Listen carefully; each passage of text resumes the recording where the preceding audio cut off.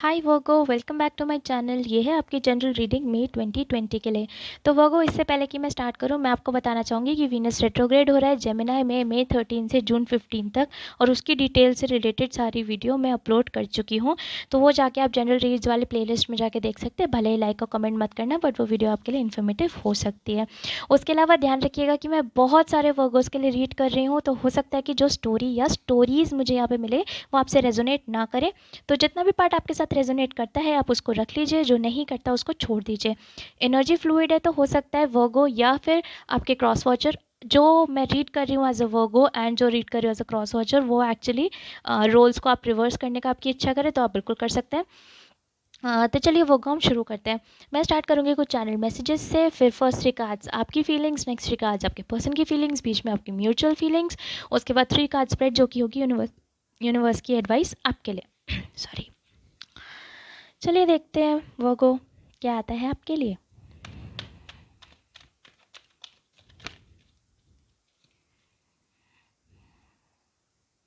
वर्गो, मुझे ऐसा लग रहा है कि आप में से कुछ वर्गोज ऐसे हैं जो किसी लियो के साथ या किसी एरीज के साथ डील कर रहे हैं। एंड आप किसी से कम्युनिकेशन का वेट कर रहे हैं। एम आई राइट? आप किसी से कम्युनिकेशन का या तो वेट कर रहे हैं या आप कम्युनिकेट किसी से करना चाहते हैं जिन्होंने शायद आपको ब्लॉक करा हुआ है। ऑब्वियसली ये मैसेज सबके लिए नहीं है, लेकिन किसी वर्गो के लिए है जो कि मेरे चैनल मैसेजेस में इस टाइम मेरी एनर्जी में फील्ड में आ रहे हैं वो। चलिए देखते हैं वर्गो टैरो क्या कहता है for the month of May 2020। पहले आपकी फीलिंग्स आपके पर्सन के लिए।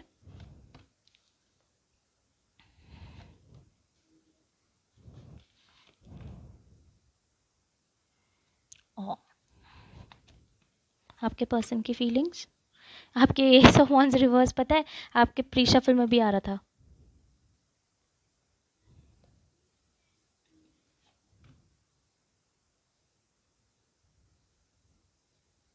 हम्म आपकी म्यूचुअल एनर्जी,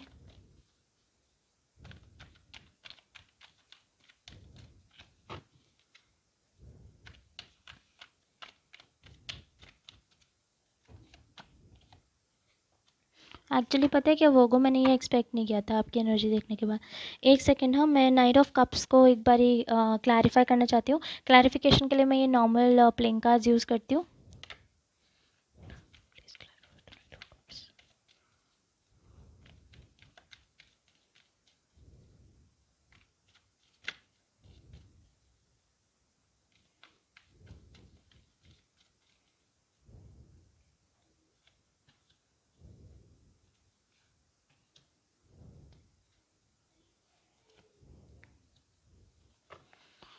ओके।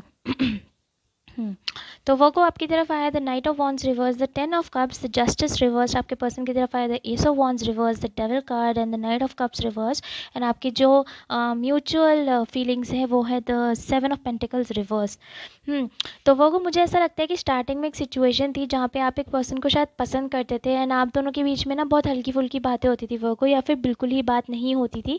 क्योंकि मुझे ऐसा लगता है कि with the night of wands reverse ना आप उनकी तरफ जा रहे थे, एस ऑफ वॉन्ड्स रिवर्स ना वो आपकी तरफ आ रहे थे। बहुत हैवी सेजिटेरियस एनर्जी, लियो और एरीज भी हो सकते हैं। बट जैसा कि मैंने कहा कि मुझे ऐसा लगता है कि स्टार्टिंग में कोई पर्सन थे जिनकी तरफ ना आप ठीक से जा रहे थे ना वो आपकी तरफ आ रहे थे। लेकिन फिर भी आप दोनों के बीच में एक रिलेशनशिप स्टार्ट हुआ। मुझे यहाँ पे एक रिलेशनशिप की स्टार्टिंग का फील हो रहा है कि मतलब जैसे कि मैंने कहा कि स्टार्टिंग में एक पर्सन थे ना आप उनकी तरफ जा रहे हैं, होता है ना दूर दूर से चोरी चोरी चुपके चुपके एक दूसरे को देखना, वो चीज़ यहाँ पे चल रही थी। तो मुझे ऐसा लगता है। एंड हो सकता है आप ऑफिस में काम करते हो, मुझे नहीं पता क्यों मेरे मन में ये चीज़ आई, लेकिन डेफिनेटली आप में से कुछ वर्कर्स ऐसे हैं जो कि किसी ऑफिस क्रश है आपका कोई, या किसी ऑफिस के पर्सन पे आप पसंद करते हैं आप किसी को। लेकिन वर्गो, जैसा कि मैंने कहा कि आप किसी की तरफ नहीं जा रहे थे, वो भी आपकी तरफ स्टेप नहीं ले रहे थे, लेकिन फिर भी आप दोनों एक दूसरे को पसंद करते थे। एंड मुझे ऐसा लगता है कि फिर आप दोनों रिलेशनशिप में आए एंड वो रिलेशनशिप इतनी ज़्यादा अच्छी थी कि 10 ऑफ कप्स वाली एनर्जी हो गई। एंड आपके जो पर्सन थे वो भी आपसे बहुत ज़्यादा ऑब्सेस्ड थे, जो कि मुझे दिखाई दे रहा है यहाँ पे। The devil card obviously Capricorn के साथ हो सकता है आप डील कर रहे हो, बट मुझे ऐसा लग रहा है वो कि आपको वो पर्सन इतने पसंद आने लग गए थे, या आप दोनों की एटलीस्ट रिलेशनशिप इतनी अच्छी थी कि आपको लगा था कि ये बस इन ऑल वाले पर्सन है, कि बस वो आपको ऐसा लगने लग गया बस इन्हीं से शादी कर लेते हैं, इन्हीं के साथ बच्चे भी कर लेते हैं, इन्हीं के साथ बुढ़े होके इन्हीं के साथ मर जाएंगे। ठीक है, वो वाली फीलिंग हो सकता है आपको उनके साथ आई हो, बिकॉज 10 ऑफ कप्स मेरे लिए बहुत खुशी वाला कार्ड है, बहुत हैप्पीनेस वाला कार्ड है।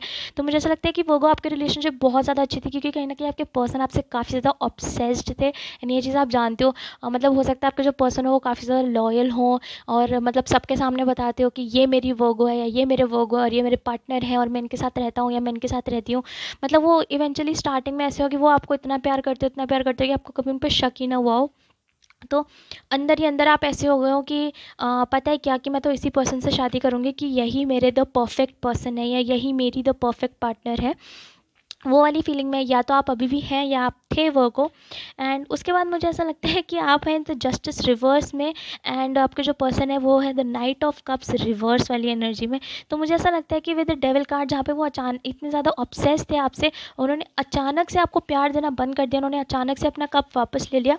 And that is the reason कि मुझे उसको क्लैरिफाई करने की नीड हुई, क्योंकि मैं खुद क्यूरियस हो गई कि ऐसा क्या हो गया कि इतने ऑब्सेस्ड पर्सन ने अचानक से, बिकॉज जो डेविल कार्ड होता है ना वो थोड़ा सा टॉक्सिक भी होता है, थोड़ा ओवर प्रोटेक्टिव, कुछ ओवर पोजेसिव टाइप के भी पर्सन होते हैं।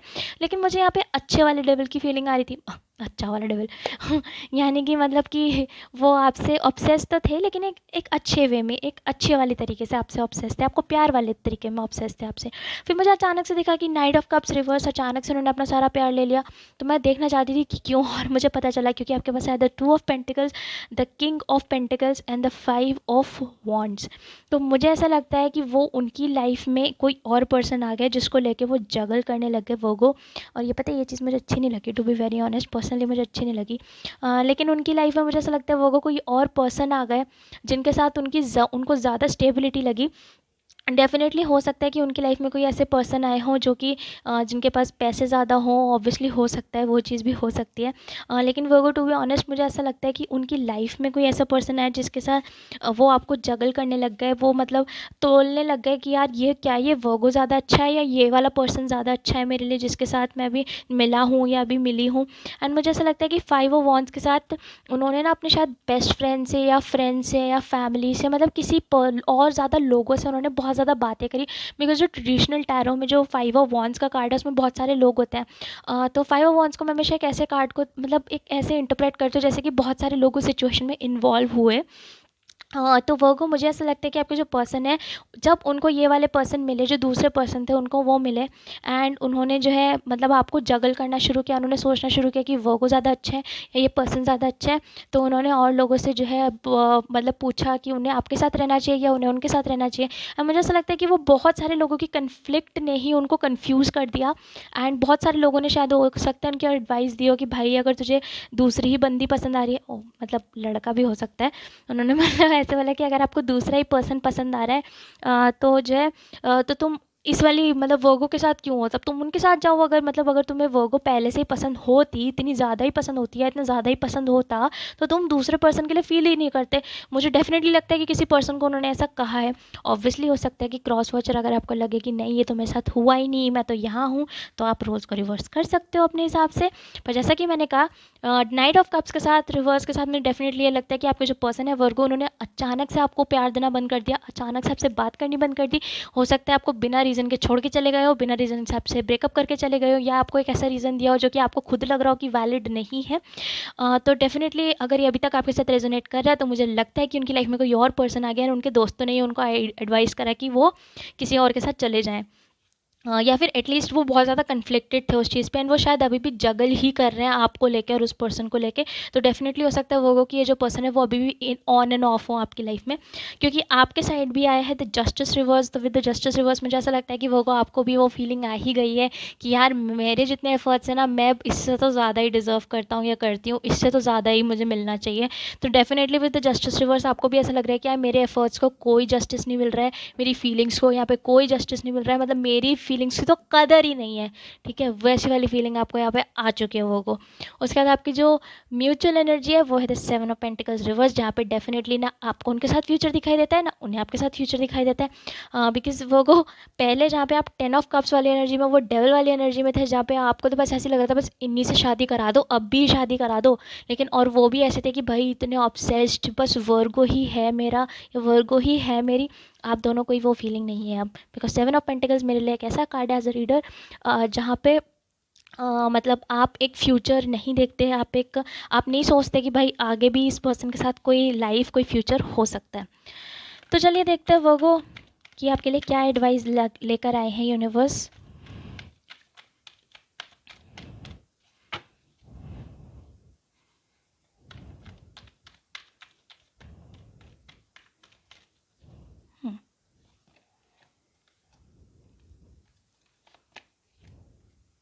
सेजिटेरियस एनर्जी,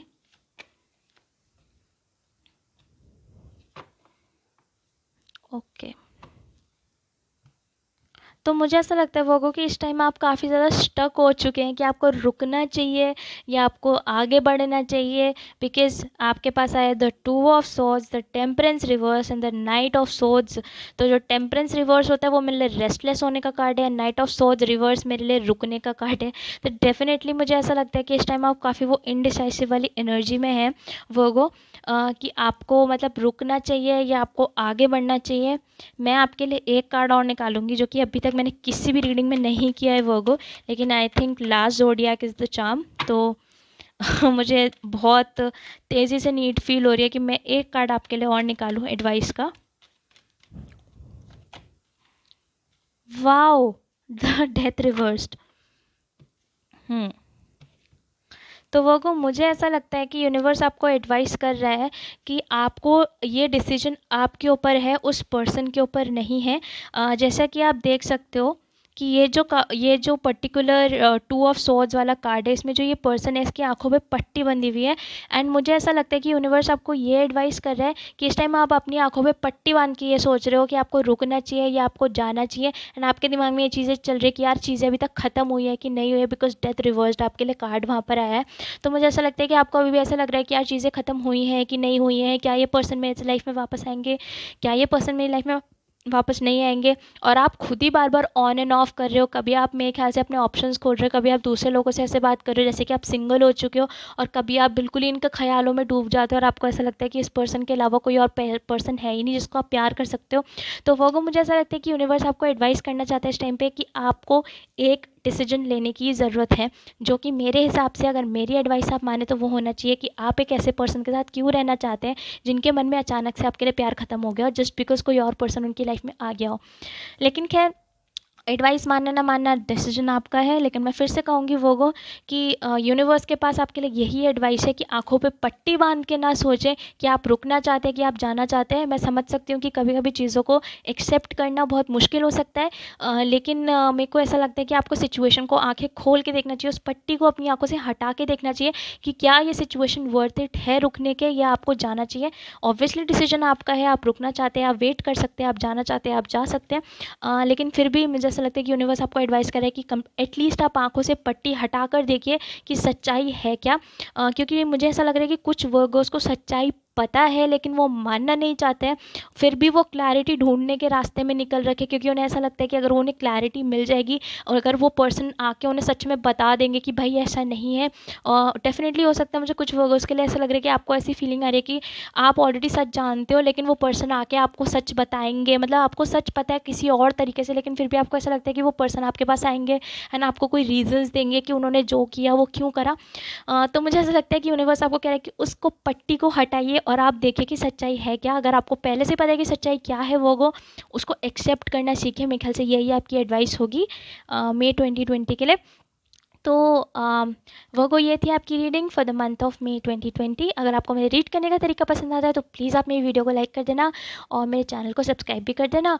और अगर ये रीडिंग आपके साथ रेजोनेट करती है या फिर क्रॉस वॉचर अगर ये रीडिंग आपके साथ रेजोनेट करती है तो प्लीज़ आप मुझे कमेंट सेक्शन में ज़रूर बताना ताकि मैं भी जान सकूँ कि मैं कितने लोगों के साथ रेजोनेट कर पाई। उसके अलावा वर्गो, अगर आप मुझसे पर्सनली कॉन्टैक्ट करना चाहते हैं तो आपको मेरी कॉन्टैक्ट डिटेल्स नीचे डिस्क्रिप्शन बॉक्स में मिल जाएंगी। बाकी की सारी इन्फॉर्मेशन भी आपको डिस्क्रिप्शन बॉक्स में मिल जाएगी। So thank you for watching.